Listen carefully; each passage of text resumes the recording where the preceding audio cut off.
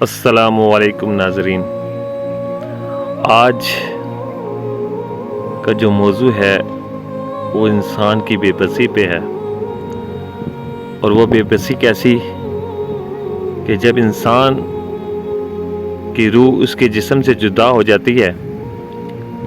اور وہ اتنا بے بس ہوتا ہے کہ نہ تو وہ خود غسل کر سکتا ہے اور نہ ہی وہ اپنی زر زمین جائیداد کو بچا سکتا ہے، نہ ہی وہ ساتھ لے کے جاتا ہے۔ تو ہر وہ شخص جو دنیا سے رخصت ہوتا ہے،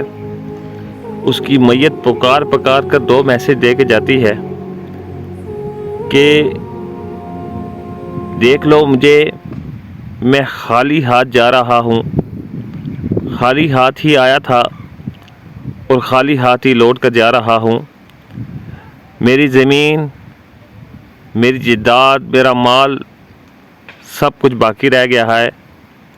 میں صرف اپنے اعمال ساتھ لے کے جا رہا ہوں۔ تو لہٰذا انسان